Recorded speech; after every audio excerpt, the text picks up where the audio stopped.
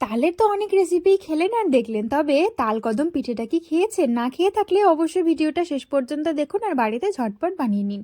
প্রথমে তালের পাল্পটাকে ভালোভাবে বের করে নেওয়া হলো। এরপর পিঠের পুর বানানোর জন্য এখানে নিয়ে নেওয়া হয়েছিল কাজু, কিশমিশ, কাঠবাদাম আর ক্ষীরের সন্দেশ। সবগুলোকে একসঙ্গে ভালোভাবে মেখে নিতে হবে। বাদামটাকে কিন্তু গুঁড়ো করে নিতে হবে।